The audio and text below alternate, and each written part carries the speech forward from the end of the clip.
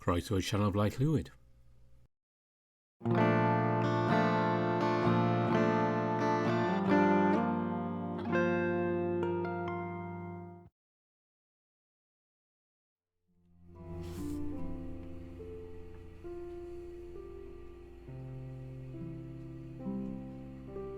The year is 2015, the place Echo, and we're continuing Flynn's route.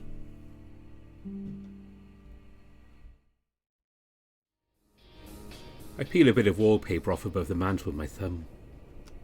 Without all the furniture, the place looks much older than it actually is.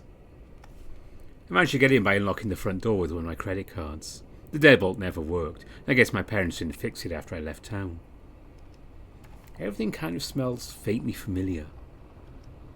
Just dusty and without my mom's burning cinnamon incense that seemed to be a constant feature of my childhood. I rest my forearms against the windowsill and let my eyes lull a bit. Otter! Leo smacks his paws on either side of the window, looking up at me from the outside with a pleased expression on his muzzle. Jesus, man! I blink. Why are you shirtless? Leo pulls back some, crossing his arms over his chest. He rolls his shoulders, a sort of indirect shrug. Oh, it's getting hot, especially all that moving around and grilling. I give him a dubious look. Yeah, you're a hot dog, all right. The Red Wolf responds with a delighted smile. I harumph, trying to change gears a bit. You're not, self-conscious or anything? I mean, isn't it like the height of football season for you anymore? I flick my gaze towards his stomach. Leo's demeanour cools, though he keeps smiling as if he's trying not to let that one set in too much. He points up toward my chin. When did you dye that? What? My goatee? Is that what you call it? Yeah. He lets out a little humoured grunt. What? It seems like a lot of work for a little scruff of hair, yeah? I frown, pushing back away from the window. Leo seems to stiffen some. Hey, I'm just kidding. You look very good. Seen you dancing all that. It takes me back. But you are different. He pushes his tongue against the roof of his mouth, Leo's eyes darting from side to side as he tries to find the right words. I haven't seen him like this since we were younger. I wonder if his English has been getting worse without us around. His family only speaks the native tongue at home, and I imagine it's the same in the shop he works at. Thanks. I'm honestly not too sure how to respond to that. What am I doing that's so different? I can't explain it. You're just like you used to be, just less? I feel a sinking sensation within my chest. Leo suddenly snapped his fingers. Well, no doubt, that's it. Listen, Leo, you said you wanted to talk, right? Because if your big ponies are not a complete spaz anymore, I'm already aware. Leo furrows his white ridged brow. You never were a spaz, and I was getting to that. Chase? I spin around and see the familiar salamander standing anxiously behind me. Oh, hi. Hola, Scooter guy. Leo leans past me and waves. Hey, got time to talk, Chase? So last time we went through this scene, if I'm right, we talked with Leo. So let's chat with Daxton this time. Sure. Oh, great, thank you. Chase. When I turn back, Leo's smile has grown more tight, though he tries to play off his reaction. Chase, I've been meaning to talk to you about some things. I just know... Leo lets out a large breath of air, checking his phone. Oh, fucking Pops, man. Doesn't care whether or not it's my day off. Family helps family. Leo mumbles a few inaudible swears in his native language while looking up at the two of us. He seems to think for a moment. I'll see you guys later. Chase, we're going to talk. All right. I give an awkward thumbs up. He nods, turning and making his way offward. Daxton pushes the tips of his fingers together, trepidation upon his face despite his initial request. I'd offer you a seat if this house still had furniture. He lets out a small puff of air, looking around and seemed to acknowledge his environment for the first time. Carl told me you grew up here.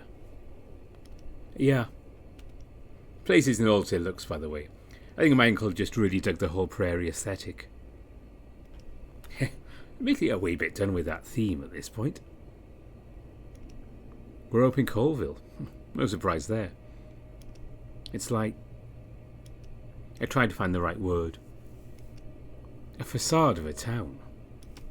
Daxton nods slightly, not about to protest that. He turns, walking past the doorway and into the foyer. Into windows, though. Whose idea was that? What? I follow him. Daxton points to teak-boarded windows. Surprisingly, none of the glass has been shattered yet. Oh, well, obviously not mine. My parents enclosed part of the porch when I was like 10. They left the windows, though. Daxton nods. He paces about the room, the floorboards creaking beneath his unpadded feet. Oh, careful how you walk. Oh, in doubt, junkies shoot up in here. That stops the salamander, the blue-eyed fellow shifting his gaze back to me. Right, yeah, good idea, that. He sniffs. So... I lean against the back wall after a cursory glance, making sure it's spider-free. Daxton says nothing.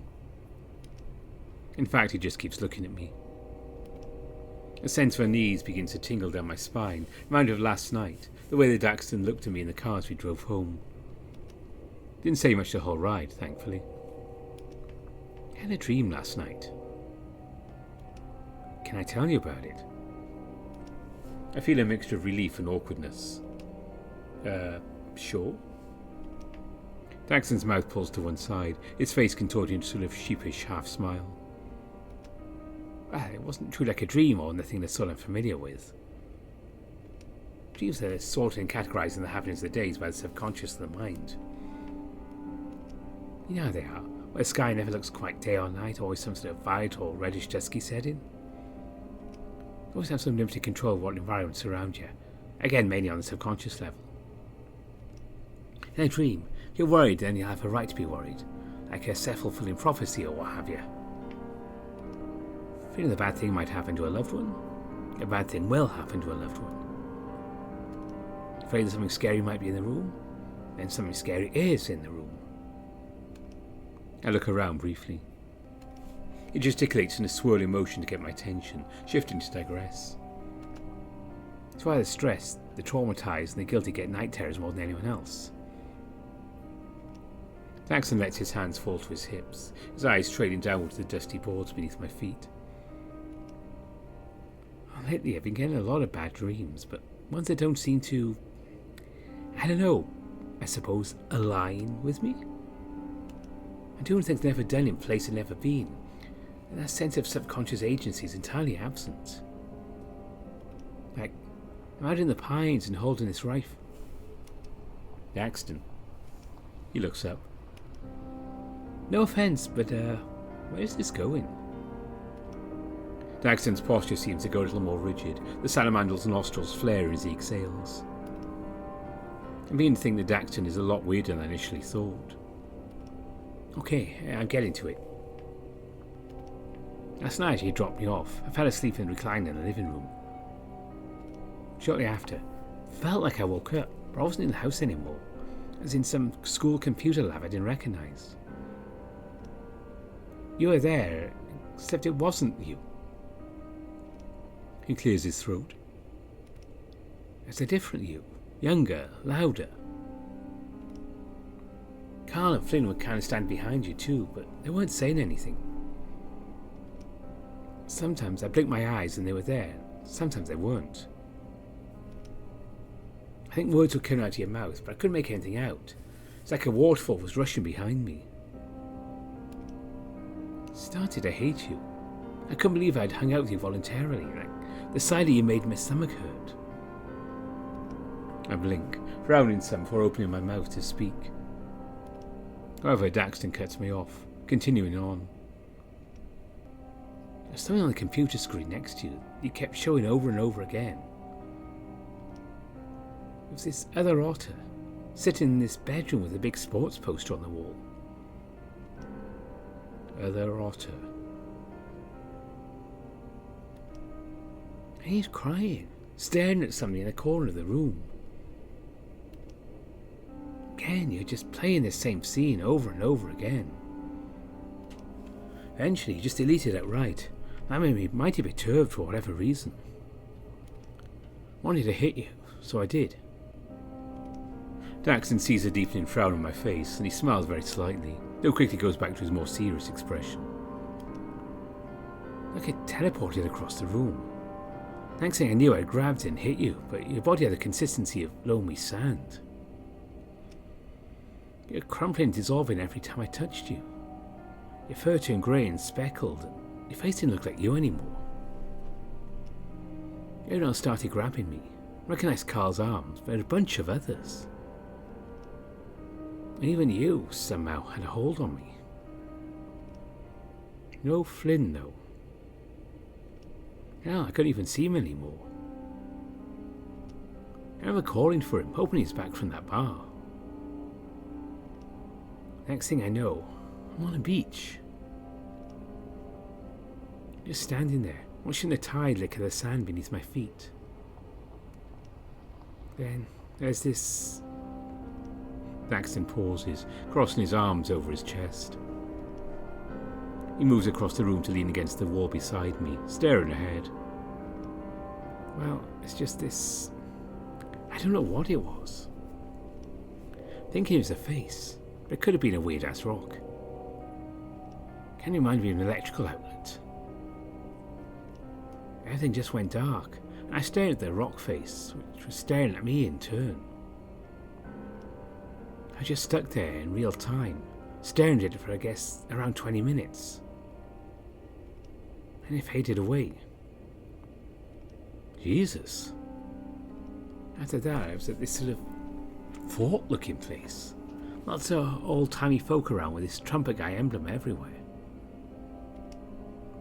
Kept asking the people around me where I was, but they'd always just shuffle away. I followed this one fox lady with a big old blouse on around a corner, until I was in Echo again. The sky was wrong, but it was Echo. I walked into my house and saw myself in the kitchen. Flynn, Carl and you were there too, but Astro was on the TV. There was this uneasiness in the air because I was pissed about the whole computer lab thing. I wanted to yell at you about it. Carl for grabbing me, Flynn for abandoning me, neither me for not being the real me. The salamander rubbed his smooth forehead some, then seemed to realise something. You didn't have a goatee either, which I thought was funny at the time. I was saying, I guess someone shaved off your goatee after all. I reach up, pinching the excess scruff hanging below my chin. It's still there. You just seem confused about that. I'm confused about that now. Well, hold on. Flynn, Carl, and the other me just vanished at that point. I asked you where they went, and you told me they went outside to, and I quote, jerk each other off. Wow. You've only known Carl a day. It's a bit forward. Be quiet. You're completely different than you in the computer lab. Older, for sure. We sat down, drank beer, and reminisced about things I don't remember. Stop feeling so uneasy and scared. It's like you melt away all the weird, bad shit that happened prior. It became night time, and then you said you were sorry. I asked you why you were sorry, and you hugged me. It was... The salamander pressed his thumbs together, avoiding looking at me now. Realest thing I've ever felt in a dream. I could feel your heartbeats, the bristle of your fur, the fabric of your shirt, everything. He touches his own chest and slowly curls his hand into a fistful, letting it fall back at his side. You told me that to forgive someone is to release a prisoner. I discovered that the prisoner was you. He let go of me and began fiddling with something. I heard Flynn laughing and turned around to see him walking through the door. Out of the corner of my eye, he began taking a bracelet off your wrist. He held it up in front of my face and... Bracelet? Daxton shifts. Yeah. Did it have a little metal anchor attached to it? I don't know. I couldn't really see because, well, Flynn was there, but it wasn't a dream anymore. What? He'd just gone home from the bar. Didn't say 2 words to me and beeline to his room. There's no bracelet, because of course I was wide friggin' awake. Guessing the laugh wasn't real either. Never felt like I was asleep in the first place, actually. But enough of the feelings of it all. Like, haven't you ever had a dream about somebody and felt completely differently about them afterwards? And I don't mean just like weird puberty sex dreams about your cousins or something like that. I furrow my brows some. Yeah, I guess, to the former. Are you saying you feel that way about me now? I guess, hence why I'm talking to you. I go quiet for a second. I'm still not sure how to feel. Don't really know what to make of it, Daxton. I'm not really the eclectic spiritual sort. I mean, neither. That's the thing. I mean, I own a Dreamcatcher and a couple of New Age albums, but who doesn't? I raise my paw. Daxton looks at me, slightly rolling his eyes. Didn't you say yesterday you had something similar happen to you, though? When you passed out at our place? I pause, then nod. Must have been the fishy cheese bread we ate. You thought it had a fishy taste too, right? I told Flynn not to put his catches in the damp freezer on top of the other food. Daxton sighs. I don't know, Chase. Talking to you about it seemed like a better idea in my mind. I shake my head, waving my paw to the side. No, it's fine, really. I'm glad they're not the only one dealing with this sort of stuff for once. Daxton perks slightly, looking me over. For once? Damn, I shouldn't have said anything. I hate trying to explain this. I drift my gaze to the cracked ceiling, stare at the hole where a brass chandelier once hung. I try to put on a nonchalant tone. I have mental problems or something. Out of the corner of my eye, I can see Daxton cock his head toward me. Smooth. Like sleep paralysis, lucid nightmares, that sort of thing. Sometimes I don't have any problems with them. But it's late. I don't know. I try not to think about it too much, as I get all insomniatic. Man, that sucks. Oh, they all know about it. I gesture toward the backyard. I can still faintly hear TJ chatting excitedly about something, with Jen chiming in every now and then. First everyone thought I was making it all up to be special. When did you start getting them? I don't know. Right around my tween years. I used to get really bad nightmares around then. I watched some clown TV movie and it traumatized my effed ass. Effed? Daxton looks away toward me, seems to realise the need for clarification. Tadpole. Oh, cute. Daxton sputters out a dismissive noise. I was not cute. Well, neither was I. I was kind of a shithead. Daxton peers at me a moment before his gaze trails up to the brown fur on my scalp. It takes me a second to register. I mean, regarding how I treated other people. Gotcha. I reach up, trying to make my head fur lay flatter. Daxton, meanwhile, reaches into his pocket and checks his phone. Neither of us says anything for a while. I'm going to head out, but thank you for listening and such. Oh, yeah, no problem, man. You gonna go home and do some writing? I think I might. Either I'll put on some new age music. I'm sure Flynn loves that. What sort of music does Flynn like? I don't think he does. What? I think he listens to music, like, in general. Who doesn't like music? I shrug. Someone like Flynn, I guess. Makes sense to me. He shoves his phone back into his pocket, stepping forward. Hey. Since chances are I probably won't see you again, just want to say it's good meeting you. I find myself smiling, despite the previous tone of the conversation. Likewise. Thanks for introducing me to Carl. Never had a rich friend before. You lived in Colville. How have you never had a rich friend? Hey, I live in the ritzy tourist pack part of it. Plus, I was homeschooled. Oh, that explains a lot. Shithead. He grins some, and I can see the pink of the inside of his mouth. It's quite the contrast from the rest of him. I feel a bit better now. See you, Chase.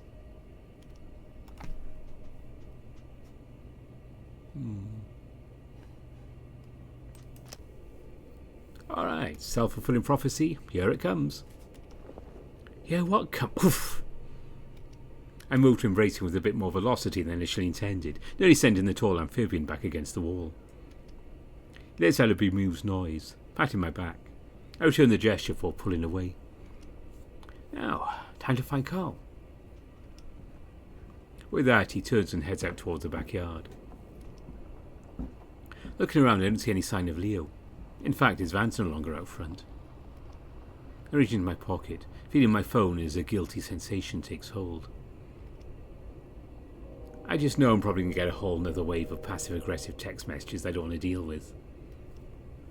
At this point, I probably deserve them. I can't keep dodging him like this. I notice something odd sit on top of the water heater. Curious, I pick it up. Oh. I never knew Mom framed this. I mean, it's just a shitty selfie I took of my first day at Pueblo. She kept insisting I send her a picture of myself on my big day. For some reason I thought not smiling or looking at the camera was the cool thing to do. What if they forgot this during the move? Oh, it kinda sucks. I wouldn't be surprised they left it on purpose. I haven't talked to them much lately. I should go. I step outside. The air is still kind of hazy and the smell of hot dogs is pretty palpable. I look over across the yard. TJ and Jenna are sitting at the table. TJ's munching down his third helping of cut up hot dogs, while Jenna sits up top with her feet hanging off the side. It's kind of funny how small she is. Like, she never grew up past age 13.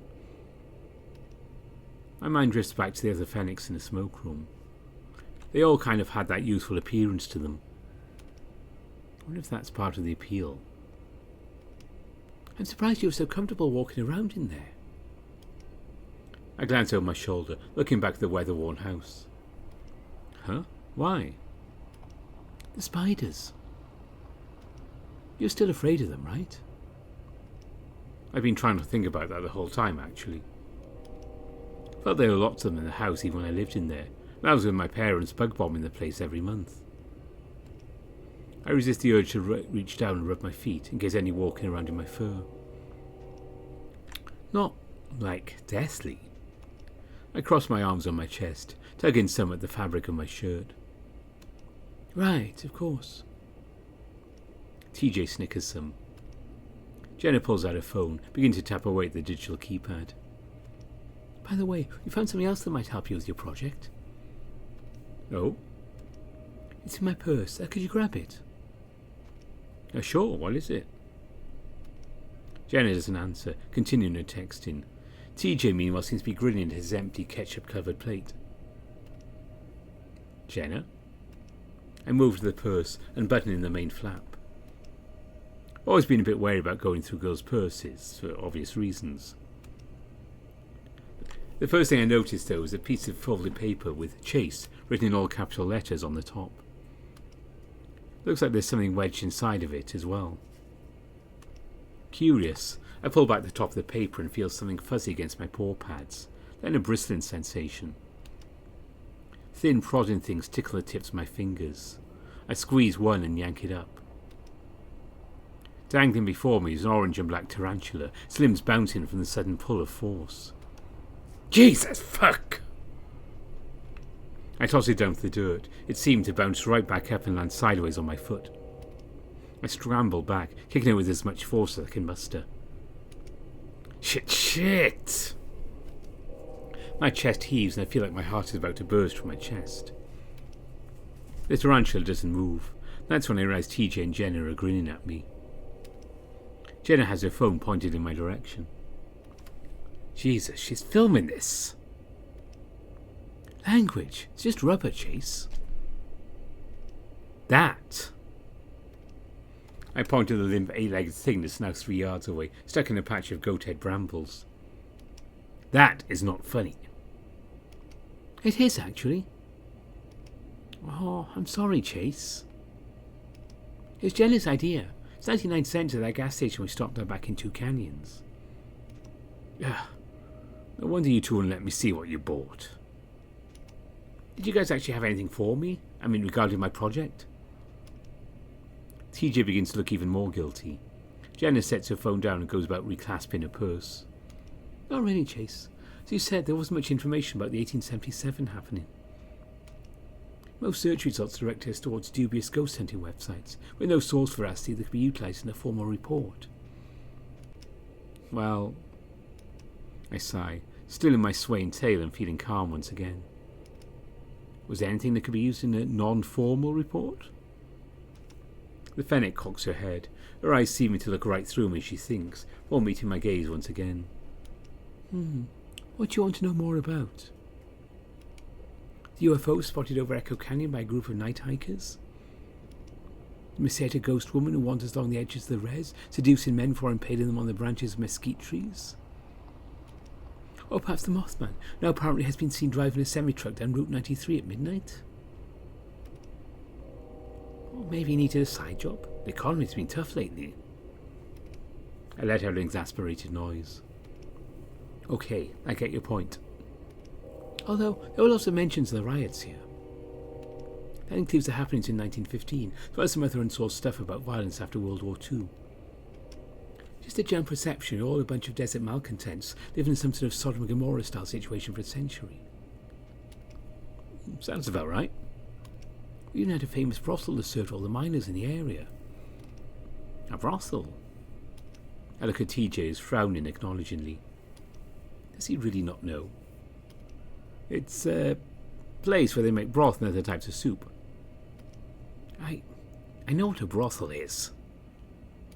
Jenna merely smirks and shakes her head. It's called the smoke room. Wait, what? I tense up and they seem to notice. Chase, is something wrong? The smoke room. Yeah? That still exists. I was there last night. You went to a brothel last night? Jenna says this less as a question, more of a deadpan matter of fact. What? No, it was this bar that Flynn went to. It's right by the casino. There's no sign for it or anything. It's like some sort of gay bar. A gay bar? In this county?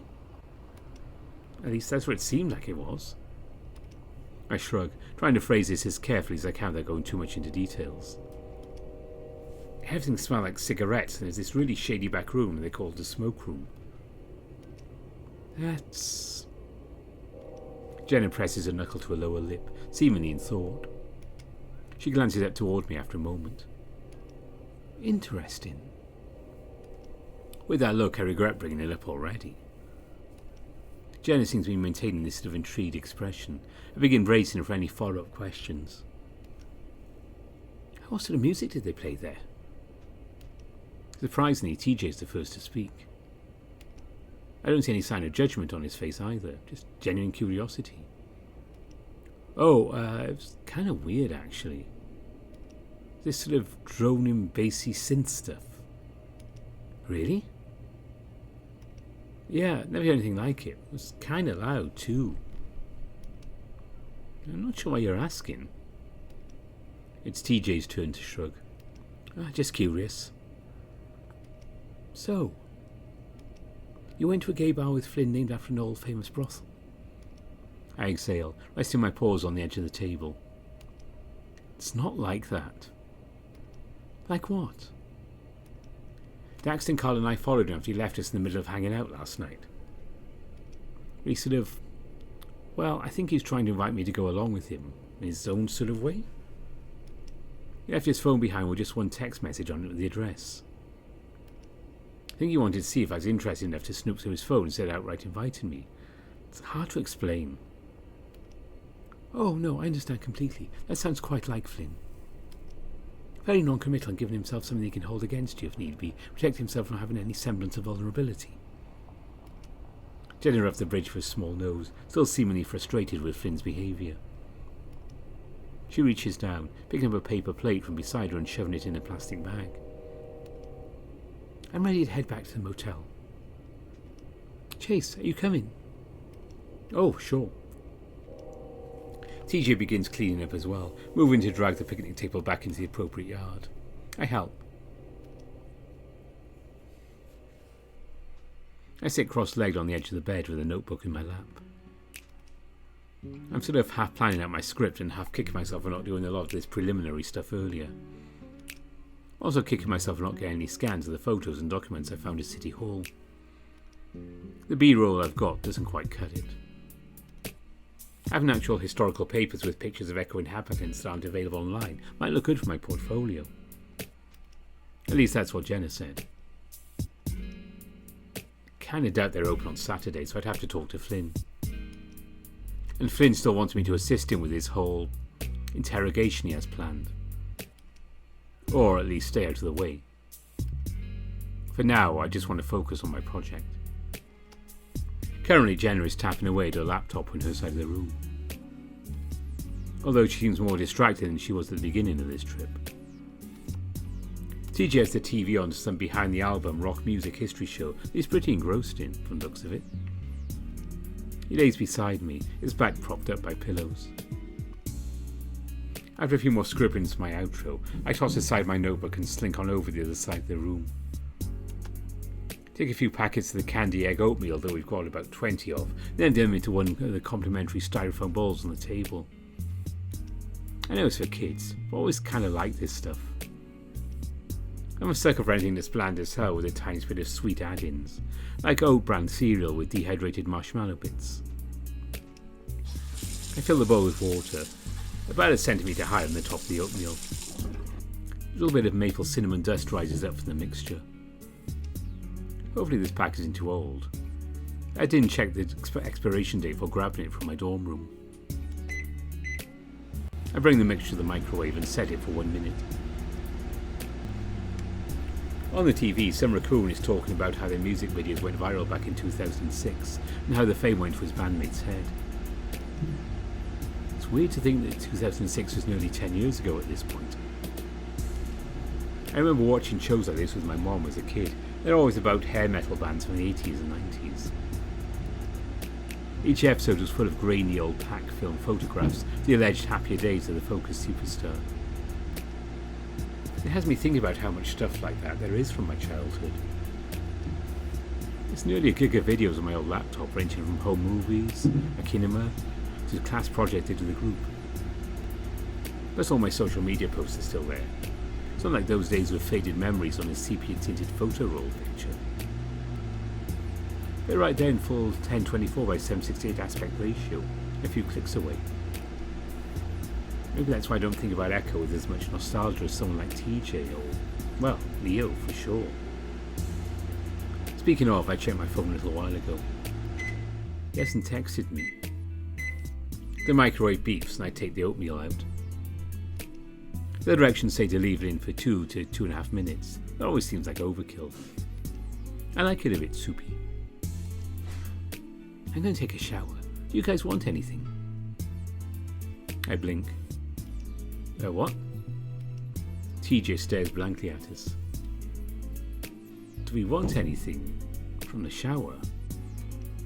Jenna, after a couple of seconds, looks up from her laptop at the links. TJ? Looks as if he's come to some realization, then quickly covers his face with his paw. I mean, I forget I said the second part. I shift awkwardly, bowl of oatmeal in paw. I didn't get much sleep last night. Jenna sighs. Oh, it's okay. Neither did I. I didn't wake you guys up when I got in, did I? No, we're already pretty much awake. That man shouting in the parking lot was making me uneasy. I didn't hear any of that. Jenna lowers the top of the laptop some, though not closing it all the way. It started a little before midnight. You hadn't arrived yet. It was sounding like he's walking all around the motel. He even screamed at our window. Was he yelling anything specific? No, he was just shouting. I heard a few words here and there, but never like any full sentences or anything. He just sounded really, really mad. Or sad. TJ pauses, looking at the bowl I'm holding. Or scared. I don't know. Part of me kind of wanted to call Leo. I can't help but smile a little at that. Really? Wow. I didn't actually. Leo the Protector. I can't believe after all this time TJ still sees Leo that way. Oh, I called the police. They said they sent a patrol car, but I never saw one show up. He eventually just left. It was before you showed up, actually. Feels like everyone's on drugs in this town now.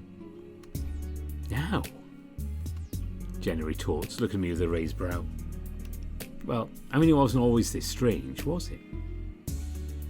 Even back growing up, I still wager at least a third of the population was on heroin or worse. It comes with the territory. I will say, I do somewhat agree with you. Echo depopulated by around 100 people since I was born. That in itself is the other 2/3 of the population. Those that remained didn't have that same level of general township community that we once had. What little it was.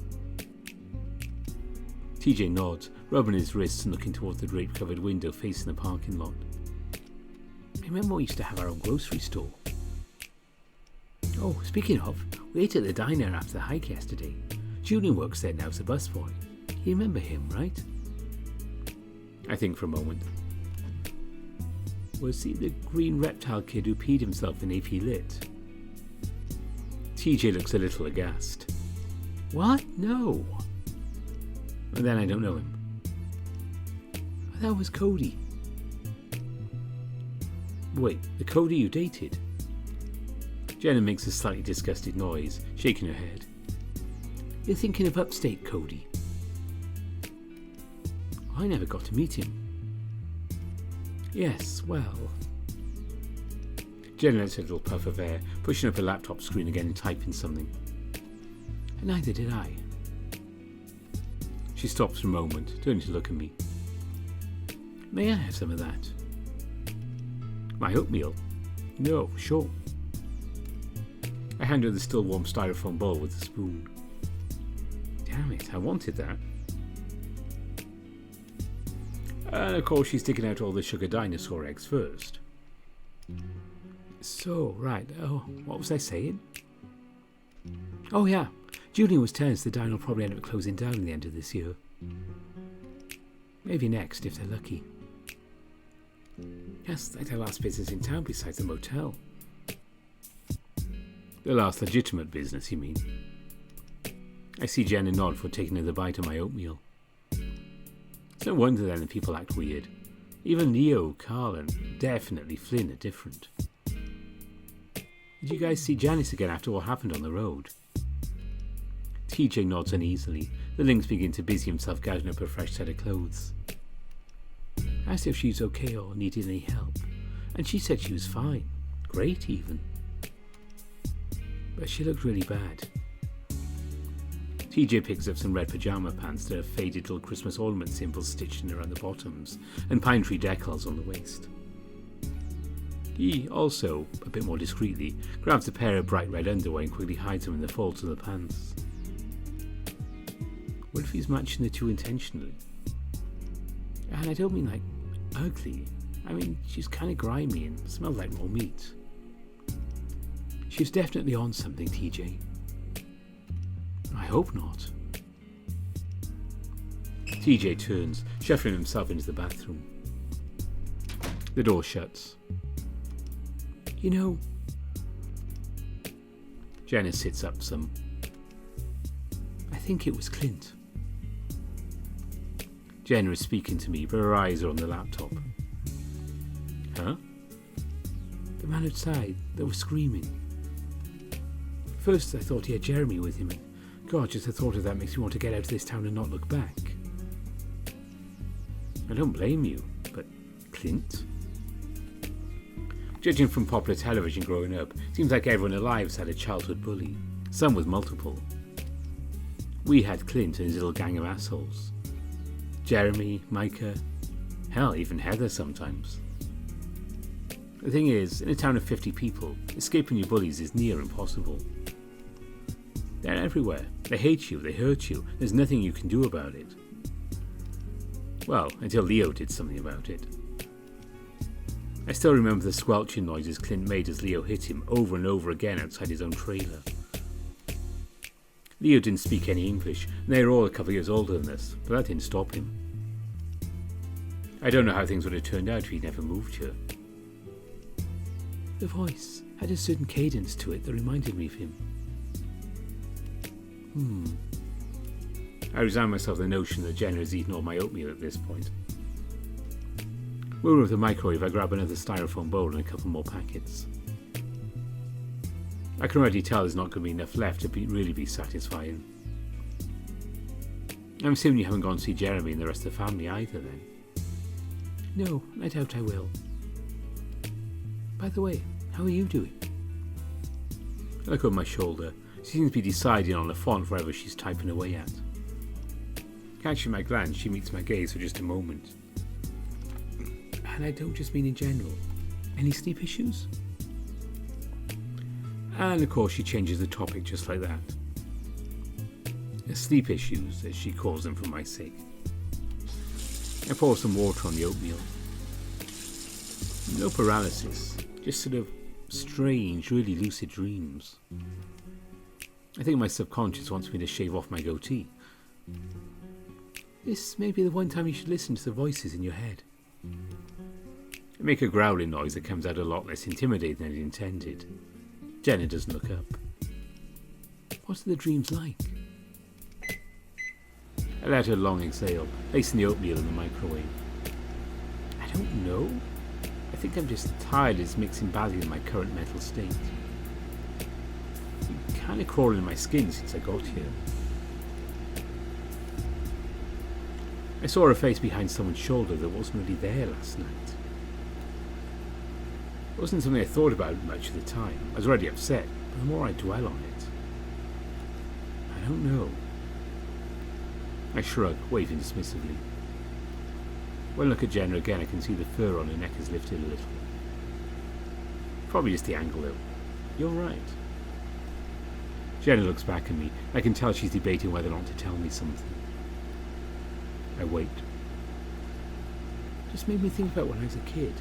I hadn't thought about it for years, actually. I pause.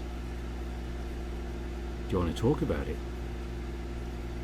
I'm worried I'm about to open up a can of worms. It wasn't traumatised or anything like that. Well, it was, actually, but it wasn't real.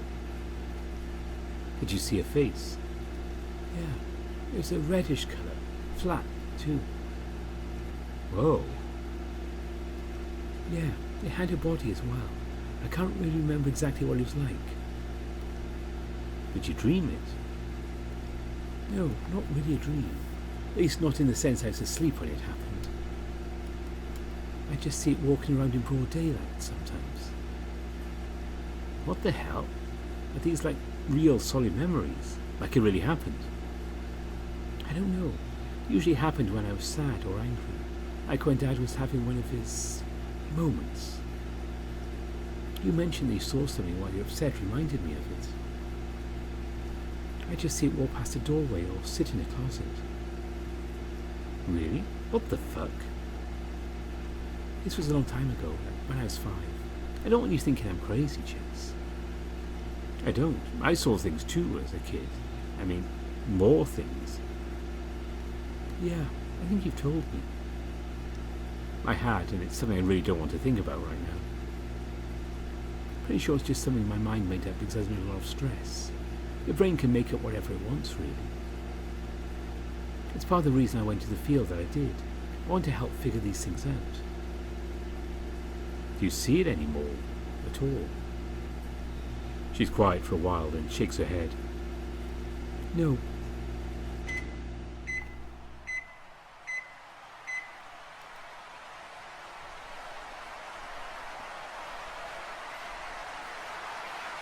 I stand up above the turnbuckle, holding my arms high above my head and flicking my strong tail behind me.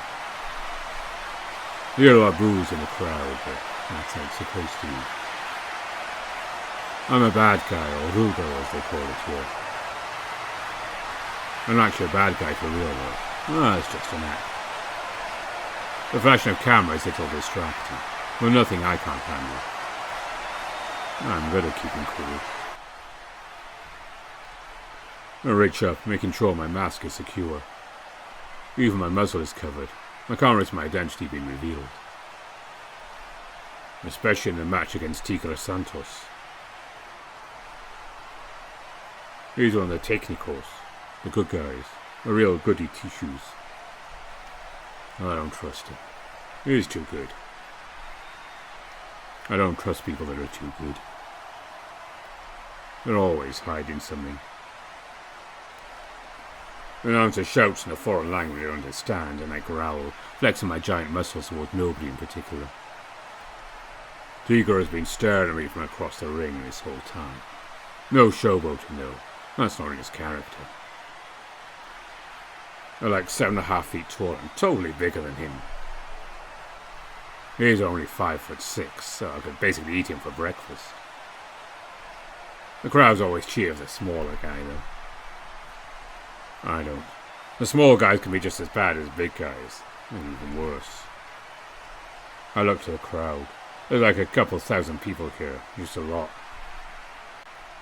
Sometimes I wish I could just tell them all the truth. The bell rings. It's time. Hey! Dad yells from the kitchen. I flinch, and it feels like my stomach is suddenly tied in a knot. Not now. Please. Dad walks in. He's wearing all camouflage with an undersized scout cap that seemed to squeeze his head. What are you doing? I look down at my feet and pick some of the fibres of the rug. I don't respond. I hear him step in front of me. The crowd chanting on the TV catches his attention. He stops. You know you can't be watching this. And you also know what today is. You're still in your pajamas. Watching this. Dad lets out a noise I really can't describe. I look up and he's pointing at the TV. He stands there, watching for a moment. What is he doing to that other man? A reverse suplex. And this is fun for you? You enjoy watching this? I don't know. It was just on. I lie. Dad looks down at me and I can't tell whether he believes me or not. When I say something, you need to listen. Last night I told you to be dressed in the clothes I gave you and be ready to go out by 5. It's over 15 past 5 and you're not even dressed. I'm sorry, okay? Dad sighs, stepping out of the room. His footsteps are heavy, like he doesn't care that Mom, my brothers, is still trying to sleep. Next thing I know, he's back in the living room. He tosses another camouflage outfit in my lap and sets a rifle on the couch. When your mother and I talked about sending you up north to your uncle, we were not joking. Dad. He points again at the TV. There's certainly no television up there, no violent video games, and no adults that tolerate this sort of behaviour. I ball my paws up into fists, pushing them into my stomach. Don't say anything. Anytime you say anything, it makes it worse. Dad looks at my paws, lets out a strained, amused-sounding grunt. What? Are you going to hit me? Do you want to punch me now? Is this what you're learning?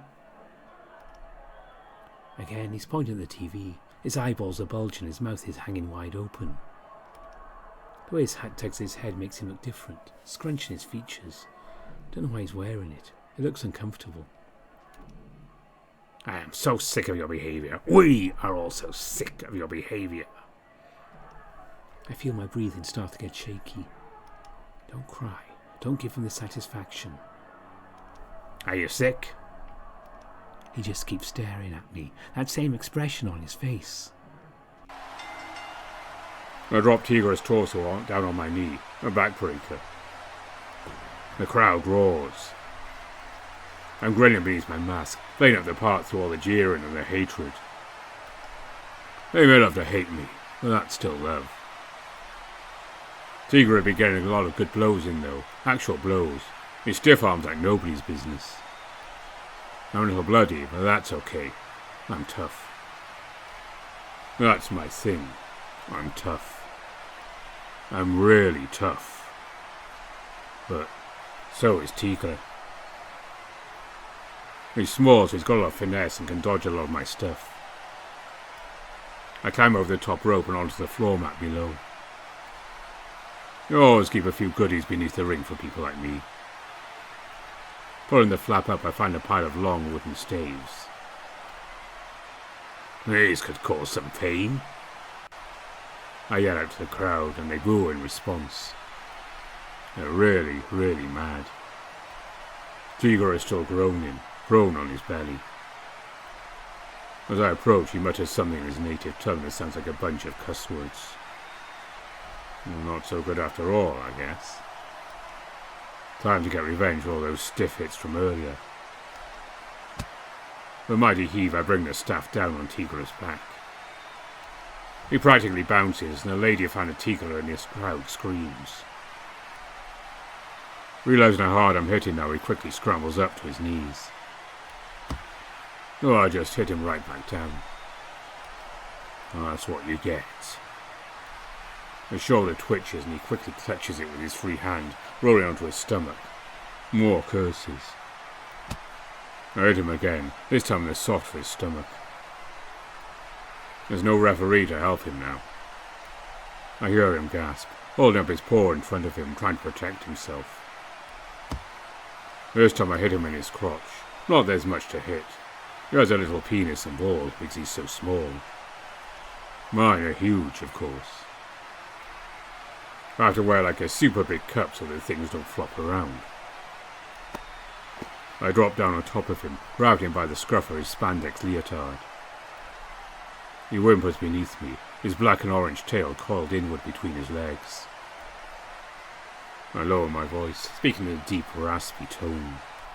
Don't stiff-arm me again like that, or else, Tigre Santos. I think he quivers out, and I won't. He's probably so humiliated now.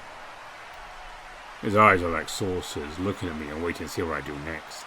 Like, completely at my mercy and everything. I bet he'd be really humiliated if I, unmasked him. And then I'll pull him up and hug him in front of everybody. He'd be so ashamed. I'd show him that I'm the real good guy. Maybe he'd like that and feel better. That's fine too. I place my thumbs beneath the bottom of his mask and pull up.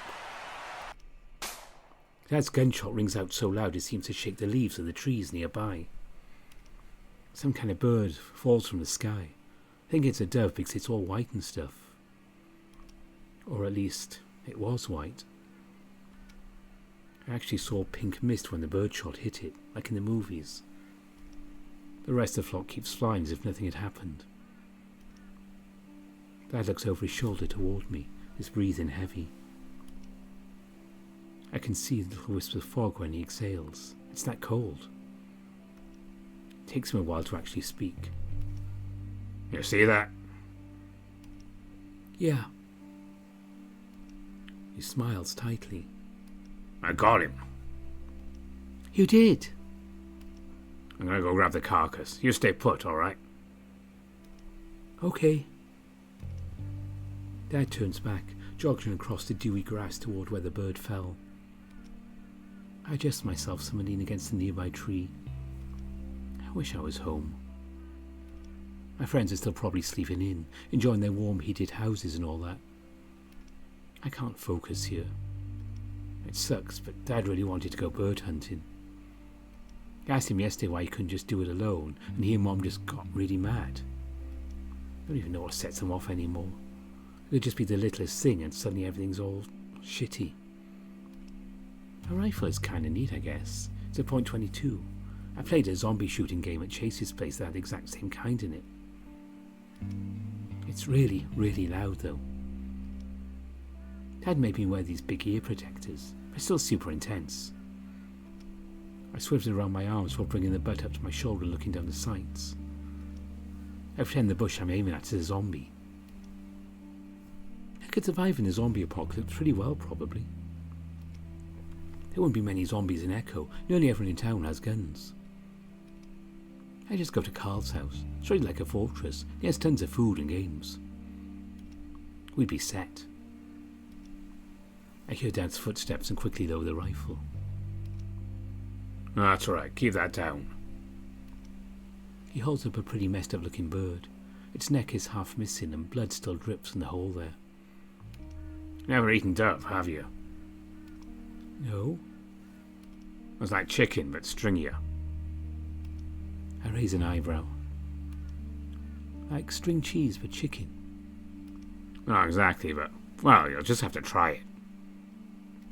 Okay. Now, let's see if you can shoot something. Dad steps behind me, placing his paws on my arms and straightening my posture. Now, remember what I told you. Always fire on the exhale. Don't flinch at the kick either. The gun won't smack you, you've got a good grip on it. Your eyes and touching the sight. I'm not afraid to shoot a gun like TJ or Carl probably would be. Just a little nervous about the recoil. That's all. Suddenly, Dad grabs my shoulders. Look, look, look. He points toward the sky directly above us. A bunch of birds in V-shaped formation are overhead. Those are ducks. Duck is great. You've had duck before and loved it. Now you can get your own duck. Hurry, get sighted. I scramble to get the gun aimed up and my eye lined up with the sight. Come on. I'm trying. The duck's already getting pretty far ahead. I can't seem to get lined up right. Give it to me. No, I've got it. Next thing I know, Dan's wrenching the butt from my shoulder and bringing the rifle up to his. It only takes me a few seconds to get ready before firing. Just like before, a bird falls from the flock, plummeting to the ground past a clearing of trees. This time, the flock breaks up, scattering. Dad turns, pushing the length of the rifle against my chest. Take your gun. I clutch onto it with both hands and Dad starts making his way forward. I follow. Why didn't you fire? I was going to. The aiming thing, the side, it wasn't lining up with my eye. I need to get it lined up right or else I was going to miss. Son. And then you just yanked it away. You're not listening to what I was telling you. Just like what I was saying this morning. Dad's voice raises. You just can't do anything like you're told, can you? My fingers grip my rifle tighter. It's like everything goes red. I can! You're being an asshole! I yell so loud my voice cracks. Dad turns, slapping me so hard it makes my ears ring more than the gunshots do. My face burns as I growl into the inside of my jacket. A lump forms in my throat that I try to swallow down. I'm tough. I'm okay. Who taught you to speak like that? Nobody. Oh no, I think I know who. That was Flynn, wasn't it? It isn't right for you to hang around a boy like that. What do you even mean? Oh, the kids around echoing you claim to the teenage potty-mouthed gay boy. And look what happened. He shakes his head, eyes wide again like he can't believe what he sees when he looks at me. You defy your parents, sit around at 5 in the morning watching men grope and hit each other. I'm breathing so hard now, it feels like I'm hyperventilating. Fuck you! Wrestling's cool and Flynn is awesome! Dad looks downright disgusted now, like he's going to be sick. The insides of his ears are bright pink with flush, too. You are sick. When we get home, we're sending you up north to the ranch. Don't care if we have to pull you out of school right now. You mean the compound? Now he's clenching his fists, his tail arched and still behind him. Your mother and I have prayed and prayed, but son... Why don't you ever leave me alone? You're so fucking bad, you know that, stupid asshole? Dad steps forward, fists raised. I bring my rifle up and aim at him. He stops. You are sick. I've never heard Dad speak with so much hate before. That being said, I've never been this angry before either. You're pointing a rifle at your own father. Are you going to shoot me, huh? I just don't want you to hit me! I yell so loud my voice shifts to a shrieking scream, the rifle shaking in my paws. Everything's all blurry, I can feel my nose running. You deserve to be hit. The words make my stomach hurt for some reason. I throw the rifle onto the grass and face him. No, you do. You're so awful. I hate you so much. You won't leave me alone, you shit. All you do is threaten me and threaten me and threaten me. And Mom doesn't care. Nobody cares. My throat burns and I swallow back a blubbering cry. Dad's shaking now. Doesn't even look like Dad anymore. I don't know what in God's name Flynn has done to you. You're just mad because you don't have any friends. You don't even have a job. You suck. You're so shitty. You're pathetic. I've hated you for so long. Nobody likes you. I run north, tripping over myself constantly as I can barely see where I'm going. Everything hurts. My insides are burning. Nothing will ever be the same again. I can hear him behind me, panting, furious, like a feral. I come through the clearing, then I hear him stop. When I turn around, he's not looking at me anymore. The duck that Dad shot landed squarely on the hood of an abandoned van.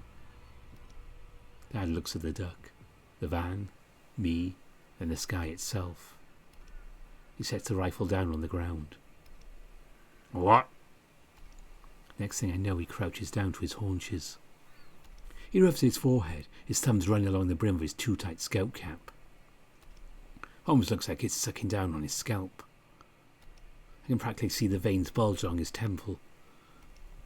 He opens his mouth as if to speak, though no sound comes out. Dad's fingers grip at loose strands of grass around his feet, as if they were there to keep him tethered from floating away. I hate looking at him like this. What is he doing? He shuts his eyes. Well, more like he clenches them shut, like he got shampoo in them or something. Is he praying? Fucking stupid idiot. God's not real, you know. Son. He finally speaks and doesn't sound like himself. What? From the hood of the truck, little rivers of blood splay out from the duck's chest, dripping down the front of the grill. Its eyes are still open, even though it's dead. I always thought that when something died, your eyes close and your tongue sticks out. Looks like it's staring at me. Dad doesn't respond, but he finally looks up and sees what I'm seeing. He sucks in his chest as if he's been struck. He shuts his eyes again. His whole body shakes for a moment like he's having a spaz attack. It's not the same van. It's not the same van. He mutters. I don't want to watch this. I'm about to turn and walk away when I see something move in the back of the van. It's just for a split second, but I swear I see a face through the dusty glass. Son. Dad repeats himself. Dad? Again, there's a flash of red, like something bouncing up. Dad, there's someone in the van. Dad says nothing. He won't even look now. There's someone in there, I know it. I wipe my eyes with my sleeve, clenching my fists and stepping close to the rear window. I smear away the dust from the glass and press the tip of my muzzle against the window. Nothing. What the hell? When I step back, Dad's up on his feet again. He doesn't look angry anymore. Just sad or empty, I guess. He picks up his rifle on the ground, holding it sort of limply with one paw. Without a word, he turns and heads back to the clearing from where we came. I stand there for a while, listening to his steps trail off. My gut begins to feel like it's been twisted into a knot. Why didn't he say anything? He always says something. Any other time he opens his mouth, I practically flinch. So why do I feel like this now? He won't actually leave me out here, will he? I cross my arms over my chest, hugging myself. Minutes pass and nothing happens.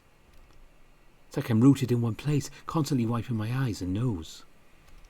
Just gotta be tough. I mean, I am tough. I just don't know what to do.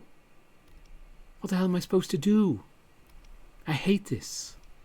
Why did I have to say all that? Nothing will ever be the same again. If I get to go home, my parents will just ship me off to live with my uncle in the compound.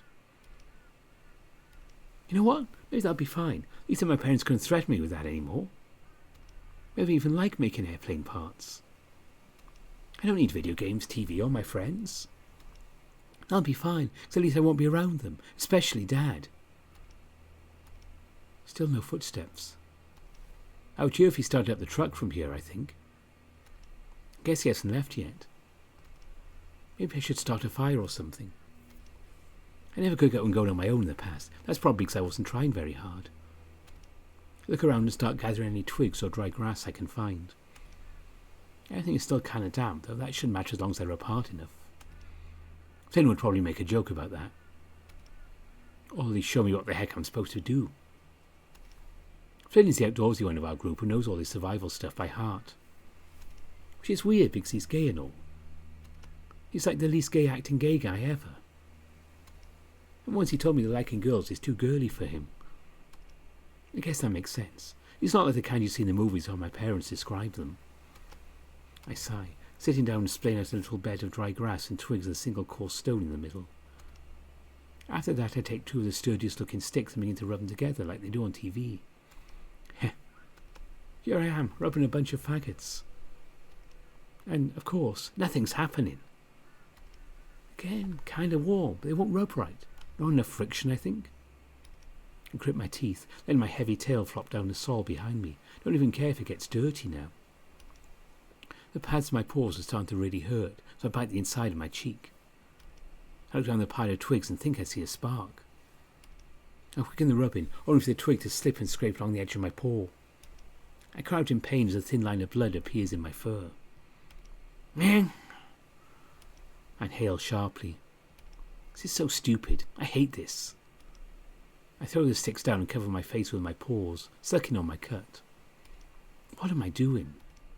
God, what am I supposed to do? I rock myself back and forth slowly, remembering what the school counsellor told me. Imagine these feelings as a physical thing that you can hold. Then take deep breaths and begin to rip these feelings apart if they're a piece of paper that you didn't want anymore. Finally, imagine a calm place, a happy place. Somewhere you can be alone and at peace. I sniff, making little ripping motions and closing my eyes. I've won the fight. People in the crowd can't believe it. I look across the sea of faces. They all hate me. Well, maybe not all. I know there's one in this crowd who doesn't. I see him in the back where he usually likes to be. Dad's still standing there, his eyes puffy. Dad, please. You're all right, for once. I swallow back a blubbering sob, wiping snot from my muzzle. It's been so long, I can't take this anymore. Stop it! Things used to be different. He inhales raggedly, tugging at the end of his facial scruff with one free paw. I used to feel things in real time. No, it's all like a memory of a thing. He continues to stare at the van. Like this isn't happening. It happened, it will happen. I don't know. It don't matter. I feel his paw tug tighter on the rifle. No, please, stop. I pull back on my end of it. You know you can't stop me. I love you, please stop this. He's not even crying anymore. He's just standing there, only turning to look at me whenever he pulls the barrel of the gun closer to his chin. I wish I was stronger. I really, really wish. Well, I could move away. Forget it ever happened. Move on. Find redemption in the Lord. It's never that simple, is it? I don't know what you're talking about. My voice is shrill and hoarse at this point. Sometimes I can't even speak. I want to call out for help. There's no one around. Eliza had to move back here and I loved her. So I had to grin and bear it, as they say. He wets his lips. I can't. He rolls his eyes in a strange, exaggerated fashion. Anytime I try to escape, be it physical like or through some other such diversions, it all just keeps coming back to me. It's going in circles. I begin sobbing on his pant leg, clinging to it as I pull as hard as I can on the gun. It's never enough. He won't let go. Let's just go home, okay? Please, let's go home. I'm sorry. Dad says nothing. Something stirs from within the back of the van. Even my vision blurred with tears, it's clearer than it was before. It's a face. Dad begins to move again, bringing the rifle end up to his chin. No, please. I grab Dad's paw, trying to pull his fingers away from the trigger. I yank as hard as I can. No eyes.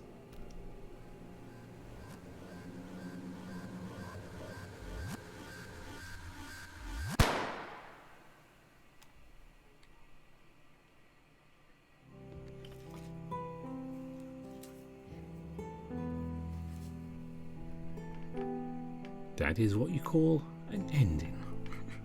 But not the end of Flynn's route. We've still got more to go in this route of Echo, and of course we have Jenna's route to follow. So there'll be more Echo to come. But if you know who that was, you know. I hope that worked with me changing the voices around then, trying to figure out how to do that bit. And we've got another bit coming up with that, but I'll figure that out when we get there. And that was this episode of Echo. It's always good to get back into Echo, the VN, as opposed to Echo, the town. And coming up on Saturday, we have Nevin. From what I've been told, we have this build, which is going to finish off sort of the story, and we have like an epilogue after that. So we have 2 more Nevins, and so this will be quite a big event on Saturday, so don't forget to look out for that one. And if you're subscribed, you might get a notification or you might not. That's just how YouTube seems to be half the time. But yeah, I'll be doing it Nevin then. And as always, before I go, thank you to all my donors on Ko-fi on Patreon, especially the way the economy is. I really appreciate the help and the fact you can keep giving the help. And if you can't afford to join the Patreon, don't worry at all about that. That's absolutely fine. If you're going to spend $2 for 1 month, you can pop onto the Discord and join us there and stay on there after that month. Yeah, it's an option. Anyway, as always, my top patrons have to give a special mention to Nova Starburn, Gracious Yevon, Lark Huskerton, Greylock, Alan Mayer, Ara Amaterasu, Tiger Cub, Samuto, Spiderling, Omar, Andy Peng, Aaron Fox, Bastian, Bieka, Ryan Hall, Cobus Visser, Exac, Grizz, Harvest Mouse Productions, Evan King, Kartek, and Matt Kenya. And also thanks to you for watching.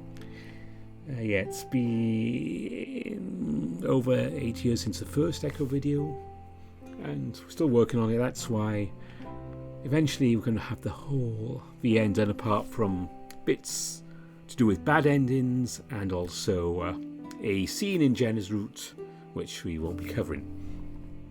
Yeah, reasons. But until Nevin, that's it from me. So I'll see you in Frostfang in a matter of days. Bye for now.